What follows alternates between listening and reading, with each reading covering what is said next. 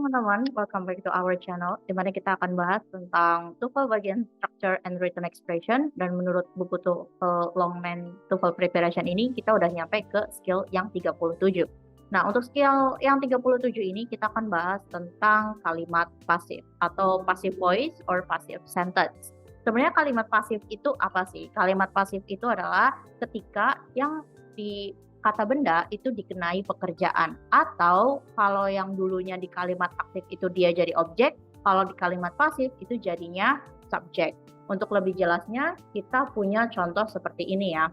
Misalnya dia makan nasi. Let's say she eats rice. Ini adalah kalimat aktif. Jadi si subjeknya adalah she, kata kerjanya eats, dan objeknya adalah rice. Dan aku ingin mengubah kalimat ini menjadi kalimat pasif.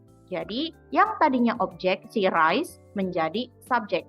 Rice is eaten by her. Oke, jadi nasi itu dimakan oleh dia.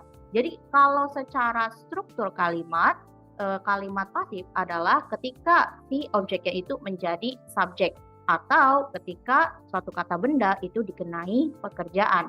Secara arti, kalau kalimat aktif itu artinya saya memakan, dia memakan nasi, dia bekerja, dia berjalan kaki. Tapi kalau semisal kalimat pasif itu artinya ada kata di depannya.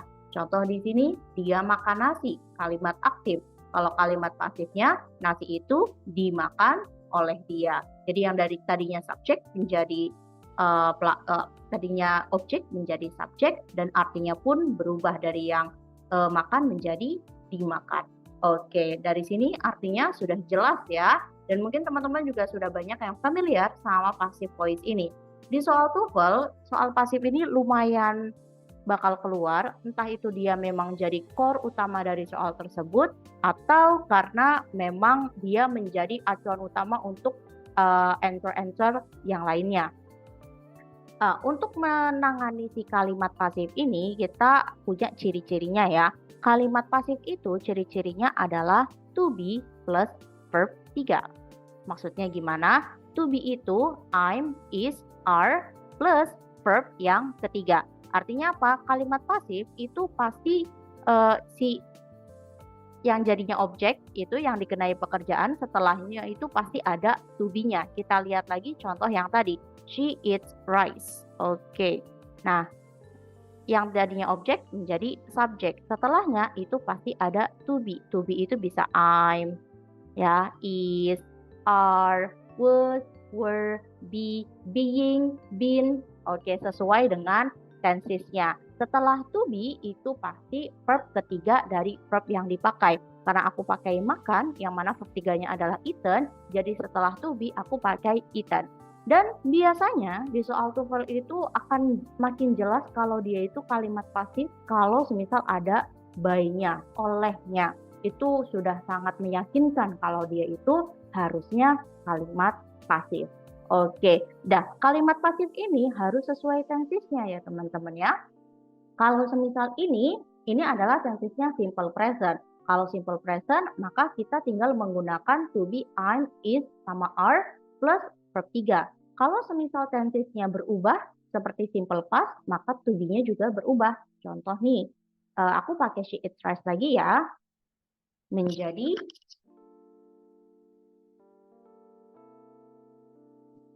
she ate rice. Dia telah makan nasi. Entah itu kemarin, entah itu tahun lalu ya. Sekarang kita coba ganti kalimatnya menjadi kalimat pasif. Oke, she ate rice yesterday. Menjadi the rice or rice, karena dia kalimatnya simple past, sudah lampau, maka to be-nya juga ikutan memakai bentuk lampau. Nah, bentuk lampau dari to be yaitu was sama were. Kita karena si rice-nya itu kita anggap single atau satu, maka kita pakainya was. Was eaten by her. Oke, was eaten by her. Yes, yesterday. Ini ya teman-teman ya. Oke, ini jadi sesuai sama tensesnya. Kalau semisal tensesnya present continuous ya, she is eating rice.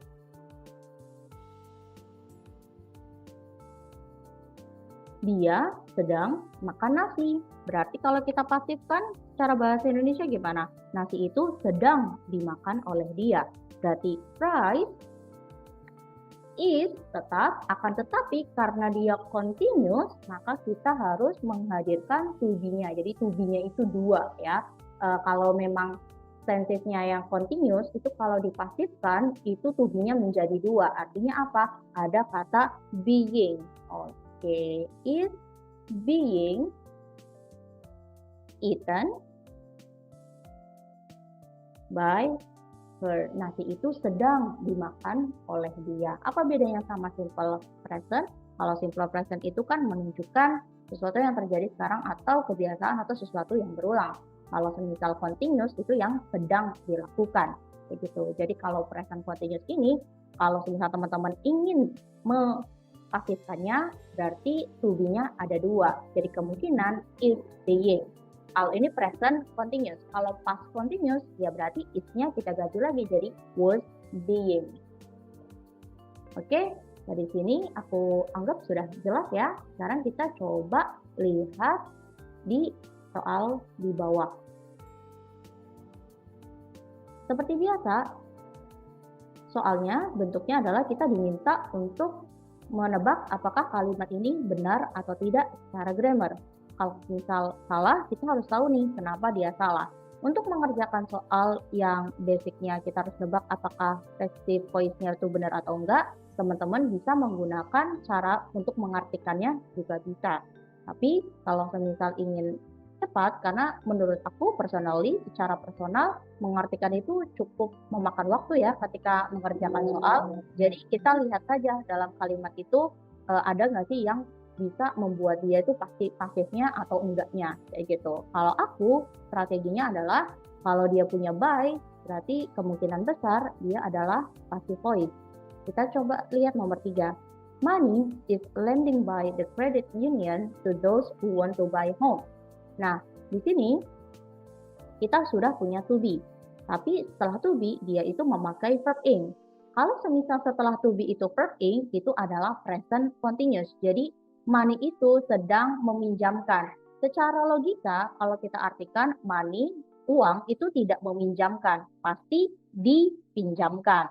Sedangkan kalau semisal kita tidak mengartikan pun, kita sudah lihat di sini ada by. Otomatis kemungkinan besar dia adalah passive voice. Jadi ini adalah incorrect atau salah kalimatnya. Yang dari lending harusnya menjadi verb 3, yaitu lend. Oke. Lend. Oke. Terus 4. The record had been chosen by dancers near the jukebox. Oke. The record. Ini tuh record tuh yang piringan hitam itu loh teman-teman ya. Piringan hitam had been chosen, telah memilih, telah sedang memilih. Nah, apakah piringan hitam itu memilih atau dipilih? Sudah pasti dipilih ya. Berarti ini harusnya verb 3, sedangkan dia memakai verb 1. Verb 3-nya adalah chosen. Oke. Jadi incorrect. The topic for your research paper should have been approved by your advisor. Nah, ini kita sudah ada to be-nya ya. Jadi sudah dikatakan to be itu nggak cuma I'm, is, are, ada was, were, been, being, be juga bisa. Have been, di sini approved, verb 3. Jadi terus ada by, jadi otomatis dia bisa menjadi passive voice. Correct. That song has been playing over and over again by T. Oke. The song has been. Nah, lagu ini memainkan atau dimainkan? Pastinya dimainkan. Berarti ini harusnya verb 3. Played. Their utility bills have been increased again and again. Oke, sekali lagi, lihat subjeknya. Kalau subjeknya seperti ini, kata benda atau sesuatu yang mati, bukan orang ya, kan nggak mungkin dia mengerjakan sesuatu, pasti dikerjakan kan. Oke, ini ada to be, ini verb 3, jadi otomatis dia pasti pakai passive voice. Jadi benar ya. The patients who are too sick to sit up are being assisted by orderly. Nah, are being who are too sick ini to be, tapi ini kata sifat jadinya nominal ya. Are ini to be lagi. Being, sedang gitu ya. Are being, sedang dibantu. Ini bab 3. Jadi benar. The offices were thoroughly cleaned last evening by the night crew. Oke. Kantornya dibersihkan atau membersihkan? Ya, pasti dibersihkan ya. Jadi ini harusnya verb 3. Jadi incorrect. Clean harusnya. The car that was struck in the intersection yesterday is being repaired today.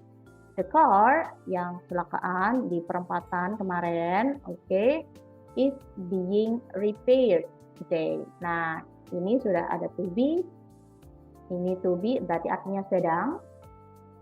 Ini verb 3. Jadi benar ya, tense-nya juga benar karena today jadi pakainya is. So gitu teman-teman, semoga membantu ya. Kenali passive voice yang nanti teman-teman temui di real test nanti. Feel free to comment your answer and feel free to ask me anything. Good job and good luck and see you in the next video. Bye-bye.